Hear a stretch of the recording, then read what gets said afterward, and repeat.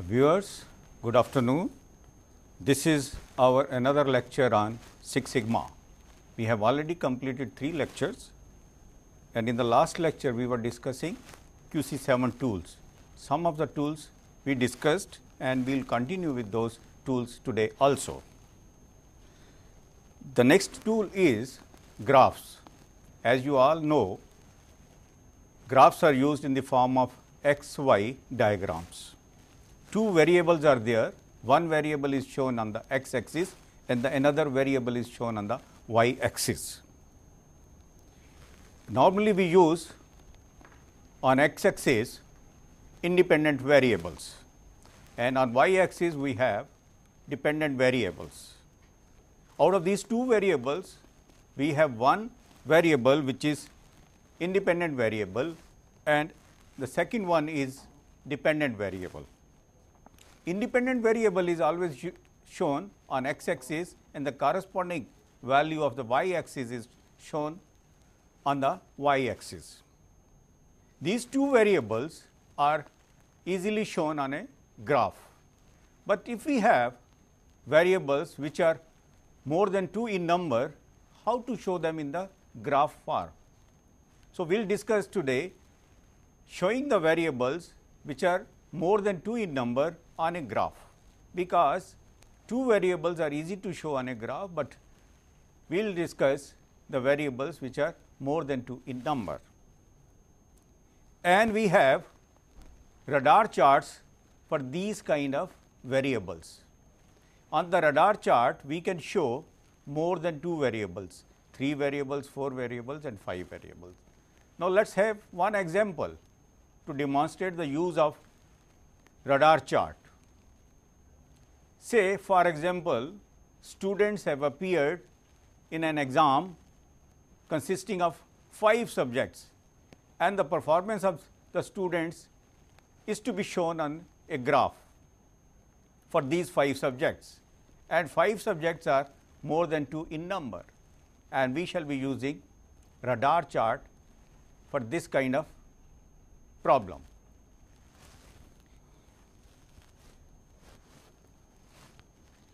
And here in this slide, I have shown the marks of 5 subjects of one of the students, and these subjects are mathematics, physics, chemistry, computer and English, and corresponding marks are also listed in the second column. And how to show them in the form of a graph? We shall be using radar chart.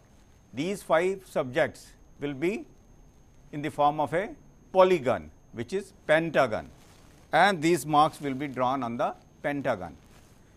And this slide shows a pentagon and all the corners are joined with the center point, and these 5 axes show the different subjects like physics, maths, English, computers and chemistry, and when these are joined with the center, these form a scale.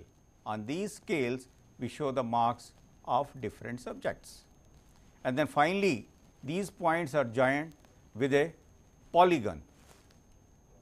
Now, if we want to see the performance of a student, this polygon should be as large as possible and as uniform as possible. Why? The large polygon will show more marks for each subject, and the uniform polygon will show that the student has worked equally well in all the subjects. And these kind of charts are very common when people use Six Sigma philosophy.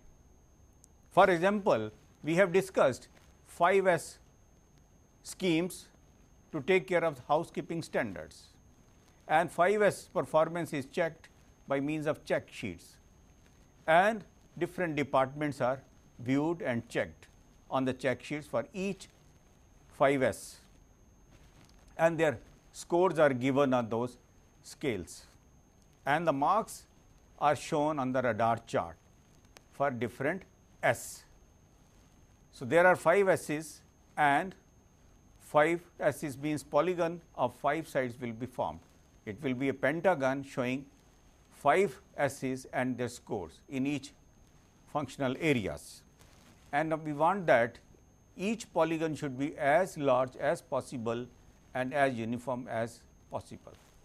Why? Because we want that performance in all the areas of S should be equally good. Nothing should be left behind, so that the performance on 5S is good for each functional area.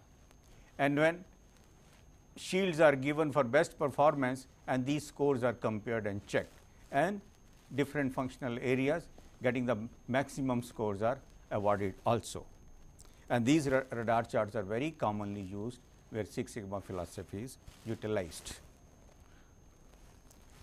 The next one is histograms. Histogram is also in the form of graph, but in the form of bars or vertical lines are there, and the vertical lines show the value of the variable in that particular area.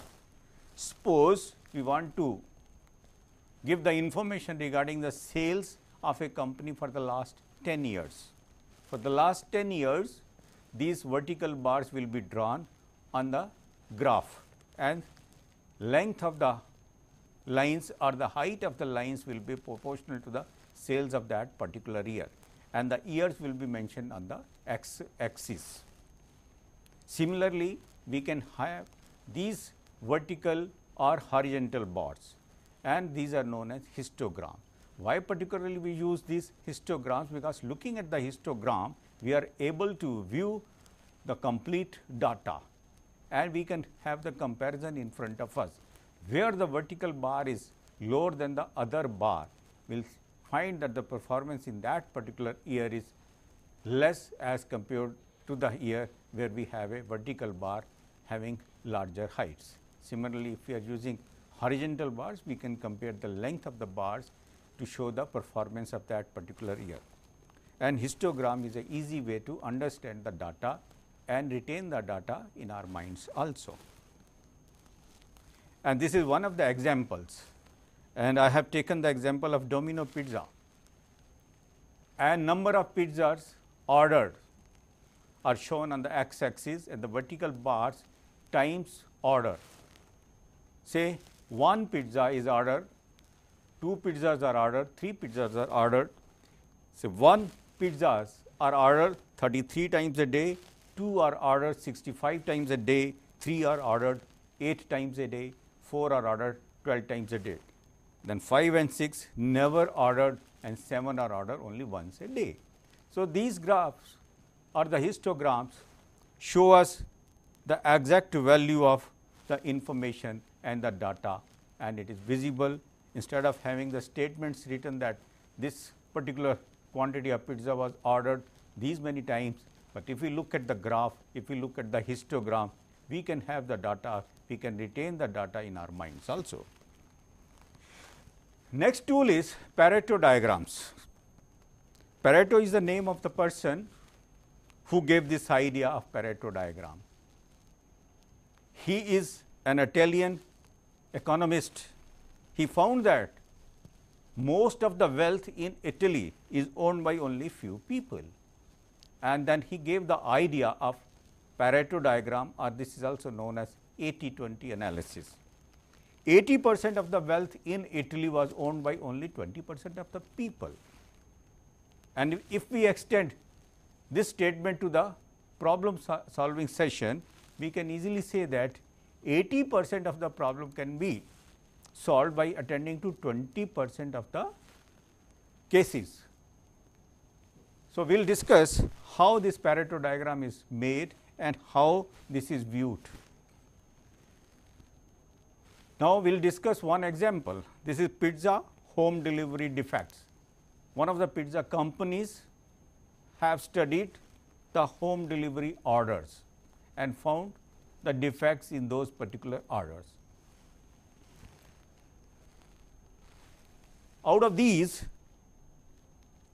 late deliveries were 15 times, wrong topping was 6 times, wrong size pizza were delivered 9 times, pizza sticking to the case 7 times, cold pizzas were delivered 10 times, and partially eaten up pizzas were delivered 3 times. These were the defects viewed on 50 deliveries. If we add them, these are total 50 deliveries which were having defects. Now, pizza company wants to view and review these defects, so that these defects are attended to and the customers get defect free pizza deliveries. And this study is made, and with the study we have found that only 6 types of defects are found in the defective deliveries, and the frequencies with defective pizza deliveries are also noted in this table. And now, how to go about it? These frequencies will put them in descending order, the highest one at the top and the lowest one at the bottom. In this sequence, we have to note down these defects. These are total 50 defects. If we put them in descending order, late deliveries were 15 times, cold deliveries were 10 times, wrong size 9 times, sticking pizzas were 7 times, wrong type 6 times, and the eaten up were 3 times. Now, we have to put them in the form of histograms. If we put them in the form of histograms, we will get the histograms in this form, and the curve is the cumulative curve which add up to 50. Now, if we go back to the previous slide, first one 15, second one 10, and likewise total are 50. If we want to attend to these problems, we will have the percentages calculated. Where it ends up to 80%, we will solve only those number of defects which add up to 80%, because this is also known as 80-20 analysis. We will now go to the next slide, which shows that on the right hand side of the slide, percentages are also given. So, 80% and the number of defects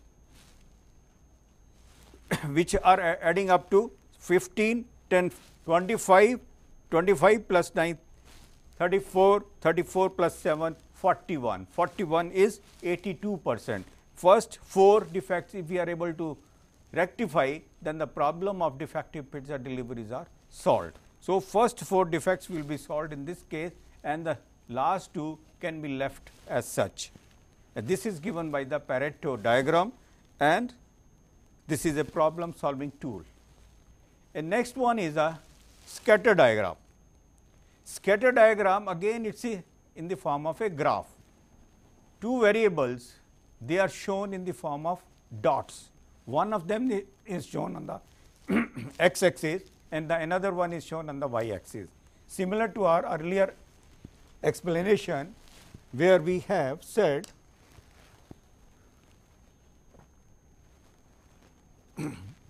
independent variables are shown on the x axis and the dependent variables are shown on the y axis. Now, we have an example of sales expenditure in a company and the sales turnover achieved by the company. And we have around 10-12 figures available with us. 15 crores spent on the sales expenditure, and 289 is the corresponding sales in that particular year. Similarly, 23 crores spent on sales expenditure. Here the sales expenditure is nothing but giving advertisements in the newspaper, channel or hoardings, and then 445 is the corresponding sales in that particular year. Similarly, in other years also we have listed the expenditure on sales and the corresponding sales turnover available by the company. Now, if we plot these points on x y diagram, we will have these points as shown in the next slide. Sales expenditure, which is independent, it is shown on the x axis, and the sales turnover is shown on the y axis. and the corresponding points which are available are shown on the sheet. Now, this shows some trend. If the sales expenditure is less, the corresponding sales turnover is also less. If we increase the expenditure on sales, then the sales turnover increases. This scatter diagram gives us some information regarding the effect of one variable on the other variable, or the effect of independent variable on the dependent variable. And from this looks like a straight line. We can have a regression line also. Here sales regresses on the sales expenditure, and this regression line we can have y is equal to mxc, and then we can calculate the fixed component of the sales and the variable component of sale. Variable component is dependent on the sales expenditure, and the constant value does not depend upon the sales expenditure independent of the sales expenditure. Even if sales expenditure is 0, we will have some sales that will be given as a constant sale, and this we will get from the regression line obtained from these data. This now completes the scatter diagram. Scatter diagram is nothing but x, y points are shown on the graph, and this gives us some trend or some relation between the independent variable and the dependent variable. Sometimes some relation is shown and sometimes there is no relation. We come to know whether relation is there or not. Whether increase in sales expenditure also increase the sales, or say increase on sales expenditure keeps the sales constant or sales reduce. Sometimes if we spend money on the activities in a factory and those activities reduce the wastage, and then these are indirectly connected with the independent variable. So, we are to see the trend, and then this is shown by the scatter diagram. Now, we will discuss something regarding training for Six Sigma. Aim is to create technical leaders. In this training, we have the aim to create technical leaders, teachers, users, breakthrough exercises for continual improvement, and process owners for smooth and effective implementation of Six Sigma in an organization. And these individuals finally have the potential to identify critical problems present in the company, and then they find out the solution to these problems. Depending on the understanding of the Six Sigma philosophy, theory and application tactics, as well as level of training and applications in the areas of descriptive statistics, non-parametric statistics, quantitative techniques, benchmarking, process control techniques, process diagnostic methods, experimental design, as well as organizational group dynamics and change process, the Six Sigma players are then classified. Depending upon their potential, we classify these players, and then these classifications are as given below. They are also called green belts, black belts, master black belt, and champions. What is the meaning of green belt? We will discuss right now. And we may also have yellow, brown, white, silver, and gold belts. Who is an enterprise leader? The leadership model that is most effective in the deployment of Six Sigma envisions the leader as problem solver. Leader is the person who solves a problem. Leader's job is to implement systems that identify and solve problems. He is to give us the systems, and then those systems will finally solve the problems. These requires two steps. The first one is allocate resources to support team based problem identification and solution activities. And second step is allocate resources to install corrections and ensure that the problems will not reoccur. Now, under Six Sigma roles and responsibilities, we will define the responsibilities of black belts, who are also known as agents or program managers. Black belts work full time on Six Sigma projects. These projects are usually prioritized based on their potential financial impact on the enterprise. And these black belts are full time persons working on Six Sigma activities, and they carry out the projects which have maximum financial impact on the profitability of the organization. Now, we have master black belt. In the company, we have master black belts also. Master black belts have advanced knowledge in statistics and other fields and provide technical support to the black belts. Quality program master black belt is also known as MBB, Six Sigma or quality expert responsible for strategic implementation within the business. The master black belt is qualified to teach other Six Sigma facilitators the methodologies, tools and applications in all functions and levels of the company, and is a resource for utilizing statistical process control within the process. So, master black belt is responsible for carrying out the projects with the help of black belts. He is also there to train people working under him on the Six Sigma activities and on the Six Sigma philosophy. He is also there to control the statistical process control and statistical quality control. He is to guide his people, to have the projects completed on time and within the budget, and finally to see that implemented budgets generate extra profits with respect to the money spent on the projects. And then there are green belts also. A green belt works under the direction of a black belt, providing assistance with all phases of project operation.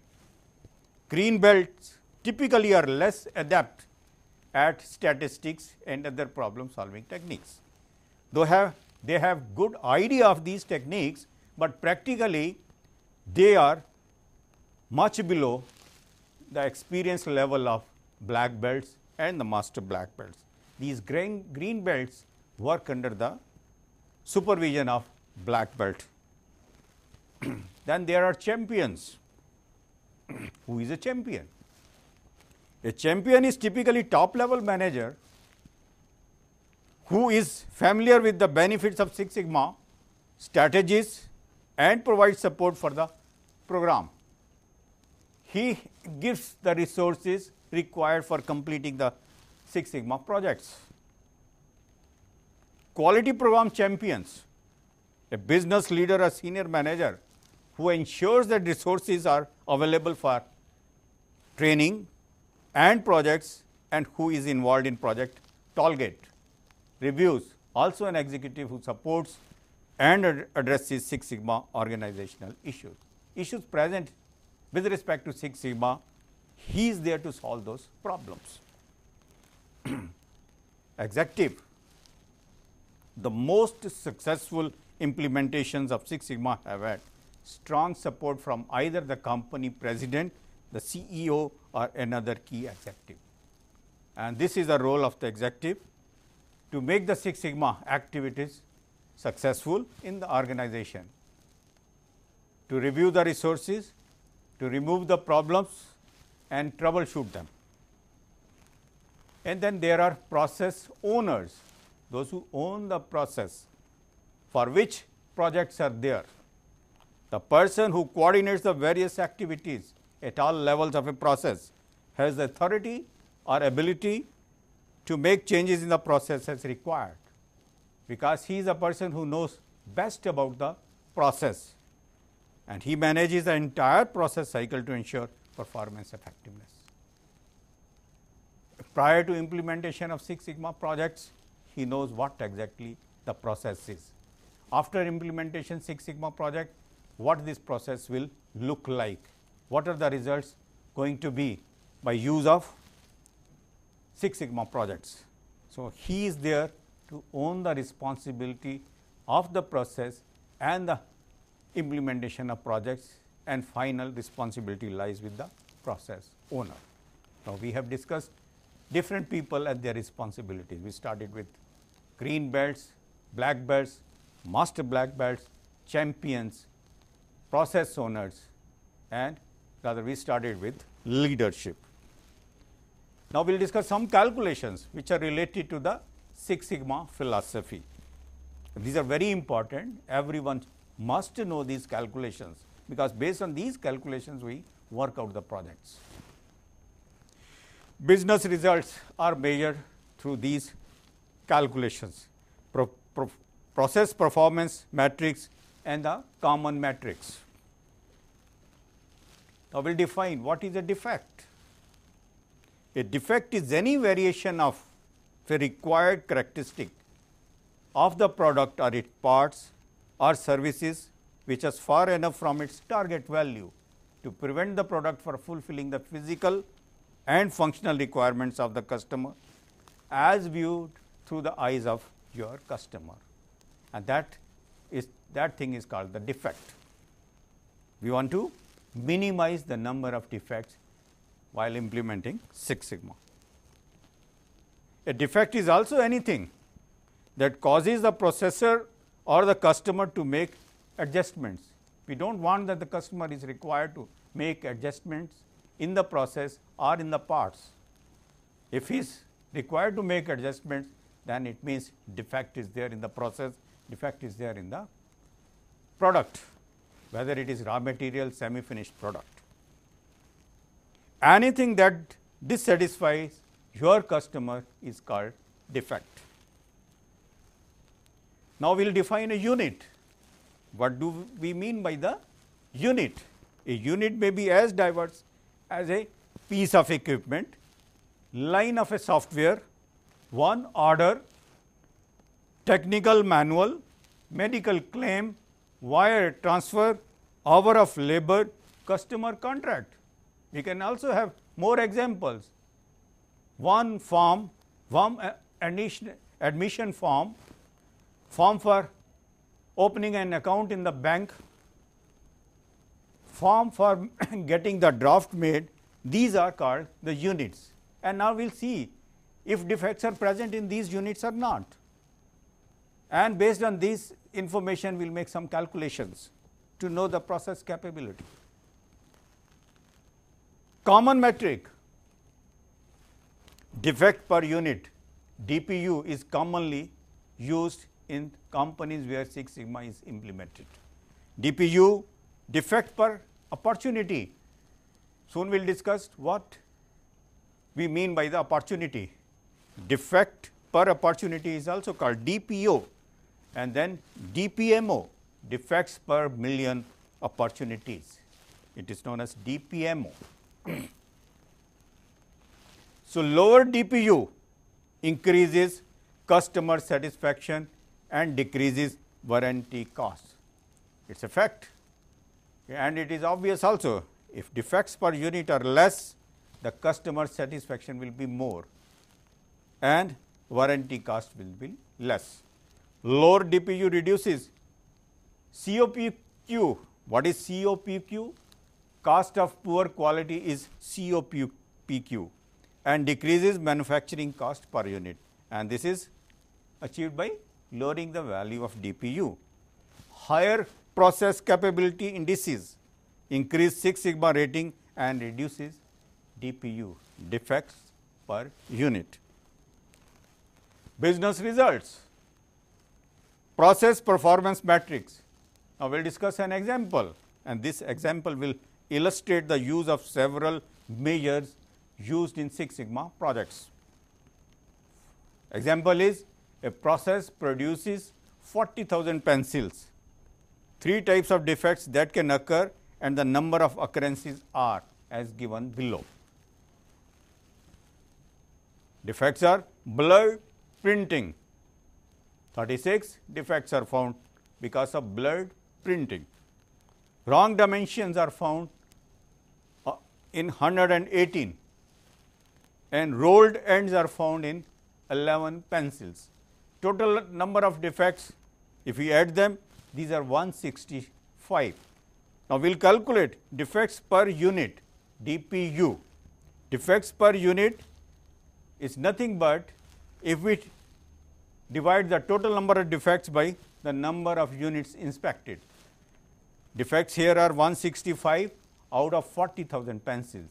165 divided by 40,000 is 0.005 0.4125, and this is DPU. DPU level is in this case 0.004125. Now, we will work out the defects per million opportunities. For this, we will have to calculate the opportunities present for having these kind of defects. Blurred printing, in this example, this blurred printing, it occurs only in one way. So, there are 40,000 opportunities for this to occur, because we have manufactured 40,000 pencils. Wrong dimensions, there are 3 independent places where dimensions are checked. So, in the batch there are 3 into 40,000, 1,20,000 opportunities for dimensional defects to be present. At the rolled ends can occur at the top end or the bottom of the pencil. So, there are 2 into 40,000, 80,000 opportunities for this defect to occur. The total number of defects of opportunities for this case is 40,000 plus 1,80,000 plus 80,000, and the total is 2,40,000.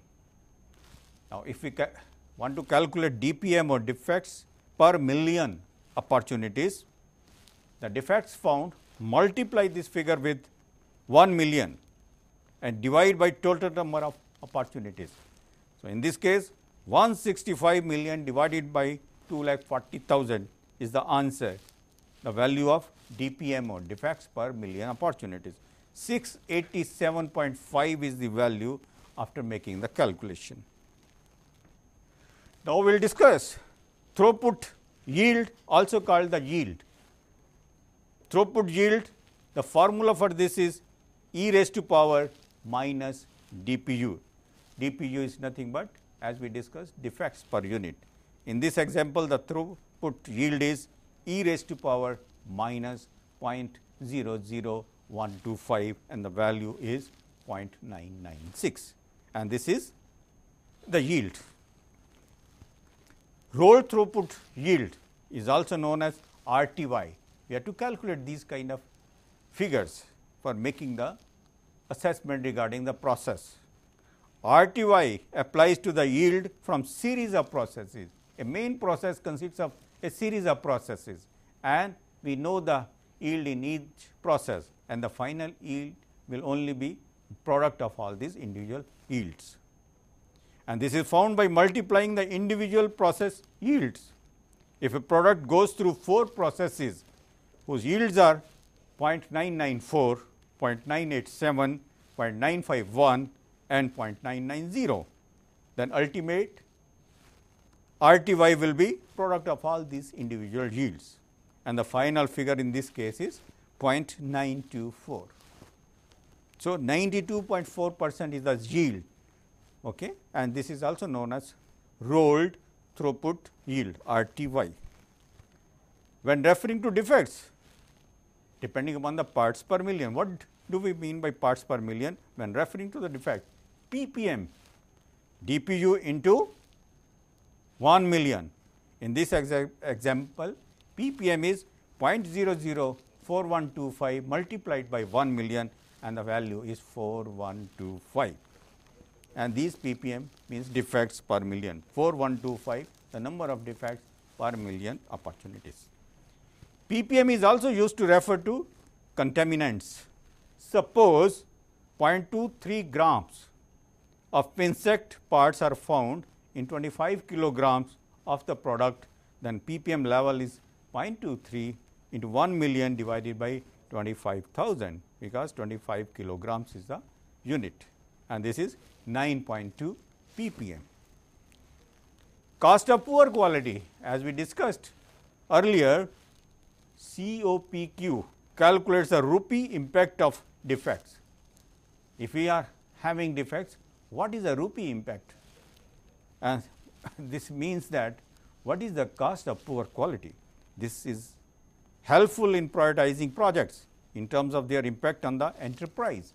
COPQ should include the expenses involved in rework, warranty, late deliveries, customer dissatisfaction and so on. So, with these problems, if we have produced defects and if we consider all these problems like rework, warranty, late deliveries and customer dissatisfaction, what these are going to cost us, and this is the cost of poor quality. The Six Sigma team's problem solving process. Now, we will discuss the main problem solving process, which is a part of Six Sigma. In bringing a diverse team together, it is critical to have a common process or model that all members can share to get their work done. The answer to this need in Six Sigma is the DMAIC process. The spellings are DMAIC and the pronunciation is DMAIC. Define, measure, analyze, improve and control. This is the main process of problem solving. DMAIC. DMAIC team life cycle. Phase 1, identifying and selecting projects. Phase 2, forming the team. Phase 3, developing the charter. Phase 4, training the team. Phase 5, doing DMAIC and implementing solutions. Phase 6, handing off solutions to the organization. DMAIC problem solving model. Biggest advantages of DMAIC boil down to 7 items. Measuring problem, focusing on the customer, verifying root cause, breaking old habits, measuring risks, measuring results and sustaining change. These are the advantages of using DMAIC problem solving model.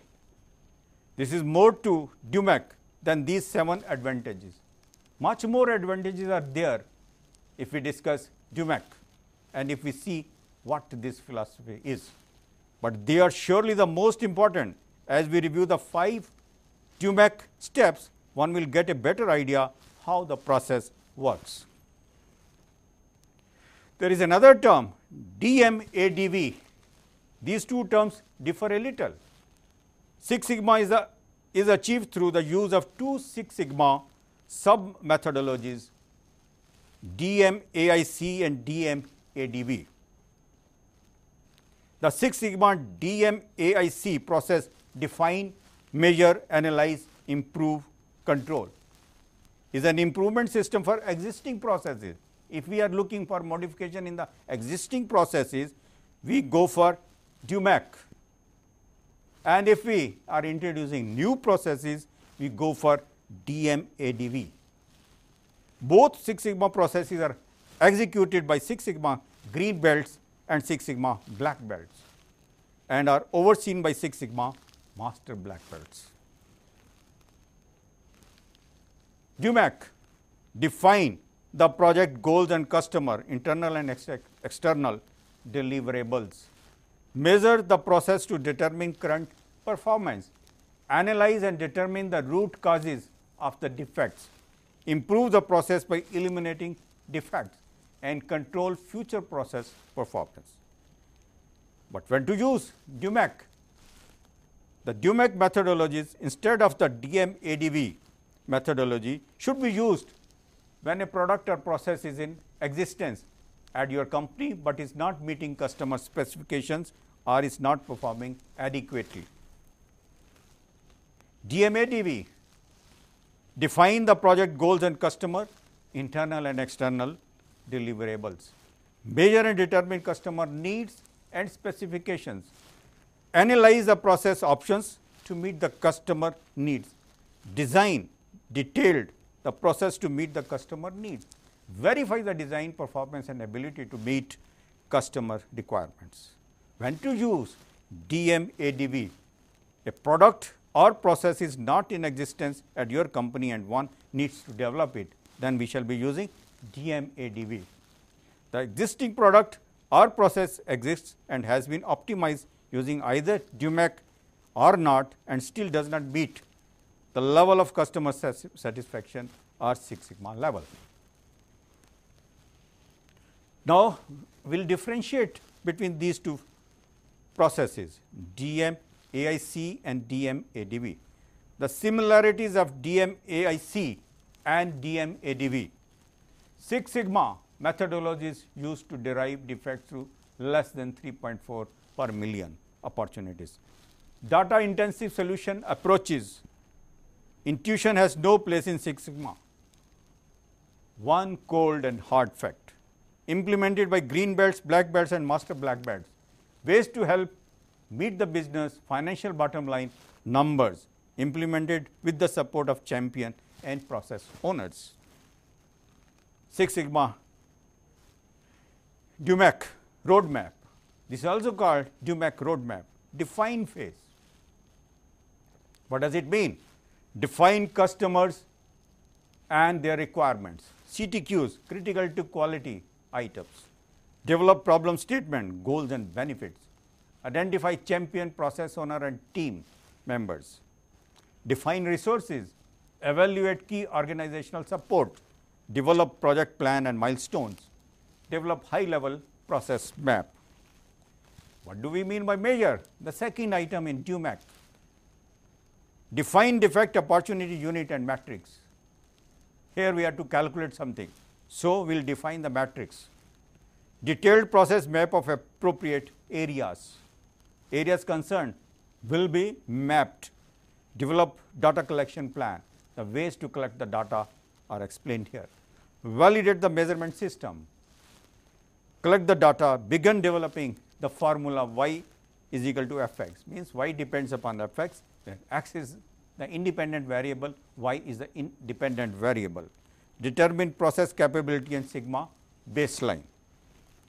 Analyze phase, define performance objectives, identify value, non-value added process steps, identify sources of variation, determine root cause or causes and determine vital few axes and y formula relationship. Vital few means we have to have 80-20 analysis, which are very important and which cannot be compromised. We have to identify those independent variables. Improve phase, perform design of experiments. It is another tool which is used by master black belts.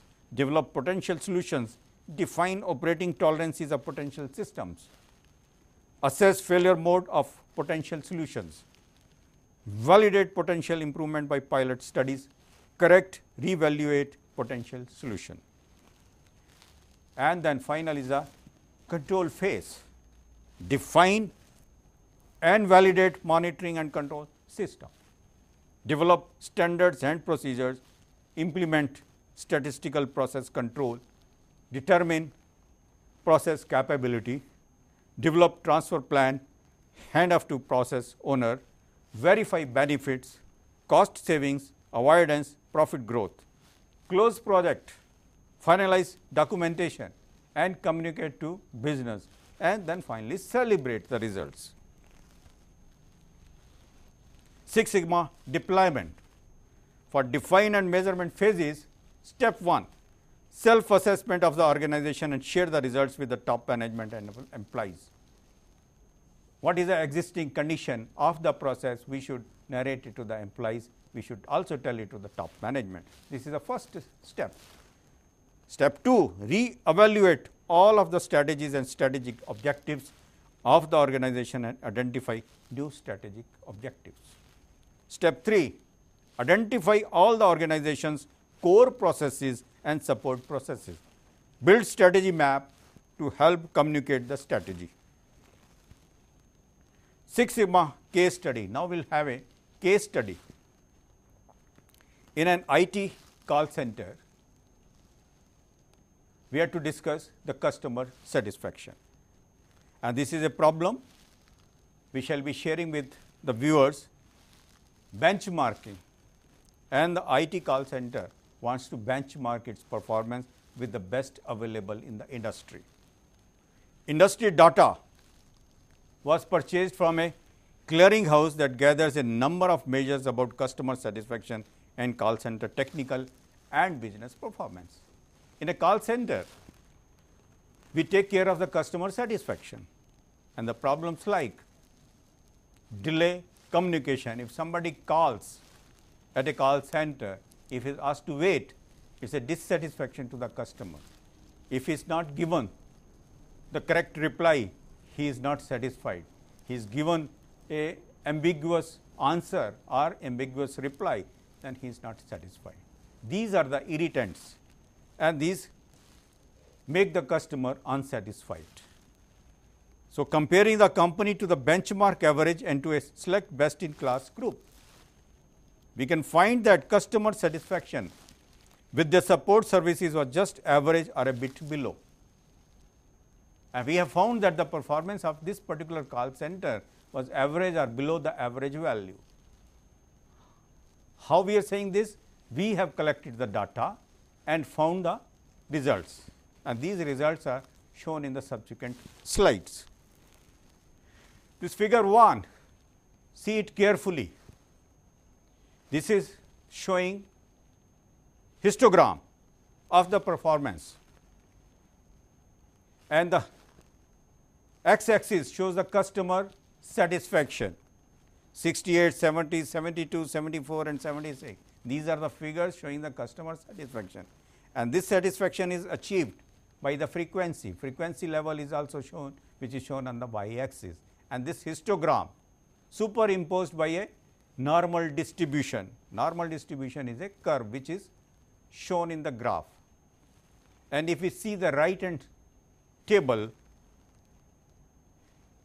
this shows the Anderson-Darling normality test. This test is performed to know the normality of the data which was put to this test, whether it is normally distributed or not. This is known through Anderson-Darling normality test, and number of software are available.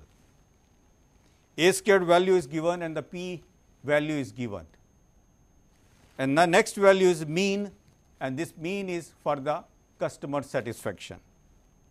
Mean has been calculated by the software, and this value is 72.6389, and the standard deviation of the data is also given. This is 2.2752. Variance, which is nothing but square of standard deviation, is also given. 5.17. Skewness of the data are also given. Skewness shows that whether the data is skewed towards left or skewed towards right, skewed toward positive values or skewed towards negative values. Minimum value is also given, and the number of observations are also given. Here number of observations are 36, and two values are worth noting here. One is the mean value, which is in the range of 72, 73, and standard deviation, which is 2.27. And this is regarding the customer satisfaction data for the call center for which we are making the study. Next slide shows a similar data on the average companies. Those who are performing average, the data is shown for those companies. In this diagram, we have the customer satisfaction and the frequency level, rather histogram superimposed by the normal curve. Here also Anderson-Darling normality test has been put. Number of observations taken are 36, same as in our example, or same as in our call center which is under study. Mean value here is 76. In our case it was 72. Standard deviation is 2.55. In our case it was 2.7. Both the things are favorable as far as the companies whose performance is average, because the mean value of customer satisfaction is more and the standard deviation is less, and both are favorable as far as average companies are concerned, because we want that the customer satisfaction should be more and more, and the variation in the customer satisfaction should be less and less, and this variation is shown by the standard deviation, and it shows that standard deviation is 2.5 as compared to 2.7. Mean value of customer satisfaction is also more than the value of the call center under study. Now, we will have the figures for the best in the industry. The similar figures are available for the companies which are best. Customer satisfaction for best in class companies. Here, as we see the graph, histogram bars are much higher in size. This shows that the mean value will be more. Customer satisfaction as plotted with respect to the frequency after carrying out the Anderson-Darling normality test, where A squared values and the p values are calculated, which are all favorable and show that the data can be considered or can be assumed to be normally distributed. In this case, the mean value is 87.2, standard deviation 1.2385 and variance 1.53. Variance is nothing but square of standard deviation, skewness is also there, and the number of observations taken are 36. Minimum value of the customer satisfaction is 83. Now, we will compare the results. In our case, this mean value was 72 and this value, where the best in the industry is 87, which is much higher than the case which we are studying. 72 and 87, a large difference is there. There is large scope to make improvement in the customer satisfaction. Standard deviation is also 1.23. In our case, it was 2.7. So, these kind of studies are made on the performance of any organization. Here, the studies are made on the call center. Average values are noted and the best values are noted. Now, we know that where we are working, where do we stand and where the modifications are required, where the modifications, if made properly, will give the results. Customer satisfaction, and then things will be improved. What sort of projects are to be carried out? These master black belts, with the help of black belts and with the help of green belts, will carry out the projects, and finally, they will improve the customer satisfaction. Same study we have noted, by analyzing the customer satisfaction data, we can find that customer satisfaction has positive influence to new account growth. After studying the data, as we discussed earlier, the scatter diagram. A scatter diagram has been made with two variables, customer satisfaction best and new account best.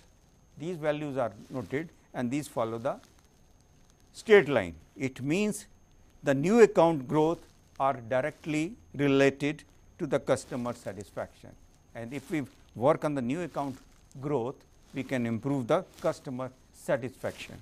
So, we will have to have the projects where the customer satisfaction is improved. Six Sigma case study, again same thing, transfer, average number of transfers to different agents and help systems during a service call. Say if a customer calls a call center, if his call is transferred, then this particular statement is used or particular word is used, transfer, which is also measure of customer satisfaction. Average transfer is average number of transfers to different agents and help systems during a service call, and the wait time is another factor, average wait time during a service call. Average service time during the call, the time spent getting the answer to the question, problem solving, advice, etc. Here we have discussed 3-4 things which are responsible for customer satisfaction. One is transfer. If a customer calls a call center and the operator receives the call, if operator is not able to answer the query of the customer, then he is going to transfer the call to some other operator or to some senior person, and this should not be more in the transactions. If these are more, these are going to delay the customer replies. So, these should be minimized. Similarly, waiting time. average time the customer has to wait in the queue. If a customer calls and then he is supposed to wait for some time, then it is an irritant. So, it also dissatisfies the customer, and the service average time required to get the customer serviced, maybe waiting time and giving the replies. These two times are totaling up to the service time. From the regression model, we can find that longer the wait time, transfer time and service, the lower the customer satisfaction. If all these times are more, these will reduce the customer satisfaction. These are related directly to the customer satisfaction. So, this we obtain through regression model, and all these data are put to regression, and then we get the results, whether they are directly related to the customer satisfaction or not. If they are directly related to the customer satisfaction, we will have to have projects regarding these particular irritants, so that finally, if these irritants are removed or their if impact is reduced, the customer will be more satisfied. From the data what was gathered from the industry, we found that the call centers waiting time is lower than industry average. Thus, there is space for improvement, and it will help reduce the cost and increase customer satisfaction.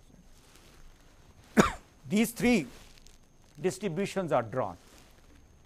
The dotted is for the company, dotted red one is for the company, the blue support cost for call average, and yellow one is support cost per call, the best. So, we want to achieve the best, we will have to benchmark our results, benchmark our process with the best available in the industry. From the data, we can find that the call center's cost is higher than average. So, this project is doable. Now, we will devote some more time on the define phase in the Dumac philosophy, project charter. Problem statement: competitors are growing their levels of satisfaction with support customers, and they are growing their businesses while reducing support costs per call. Our support costs per call have been level or rising over the past 18 months, and our customer satisfaction ratings are at or below average. Unless we stop or better reverse this trend, we are likely to see compounded business erosion over the next 18 months. This is done through define phase. Same call center performance is being discussed and reviewed. Business case: increasing our new business growth from 1% to 4% or better would increase our gross revenues by about rupees 3 million. If we can do this without increasing our support costs per call, we should be able to realize a net gain of at least rupees 2 million, and this is after making the customer satisfied. This is the effect of having projects for improving the customer satisfaction. In Six Sigma philosophy, we see the bottom line figures only. If the results are positive, only then we go for those projects, otherwise we will not touch those projects. Goal statement: increase the call centers industry measured customer satisfaction rating from its current level 90th percentile, which is equal to 75%, to the target level 90th percentile, which is equal to 85% by end of the fourth quarter without increasing support cost. This is our goal statement which we are going to achieve, and this will be achieved by having Six Sigma projects. Under this define phase, team roles, presentation skills, project management skills, group techniques, quality, pitfalls to quality improvement projects, project strategies, and a use of software which is Minitab. This is used in deployment, means define phase.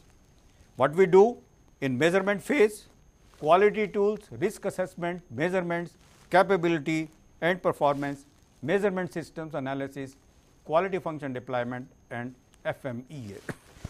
There is another tool which is called FMEA, failure mode effect analysis. And then QFD is also used, quality function deployment, house of quality, another tool which is used by master black belts. A method for meeting customer requirements, uses tools and techniques to set product strategies, displays requirements in matrix diagram, including house of quality, produces design initiatives to satisfy customer and beat competitors. We will give you example of house of quality also. All these components of the house show different metrics. First one is customer requirements on the walls of the house. Then competitor assessment on the wall, relationship matrix again on the wall, front wall, product characteristics on the upper top, and then trade off matrix, the shed or the roof, technical assessment and target values at the floor. So, this makes the house of quality, and with this matrices we are able to know what exactly is required to be put in the product and what is required in the process. This takes care of the voice of customer as well as voice of process.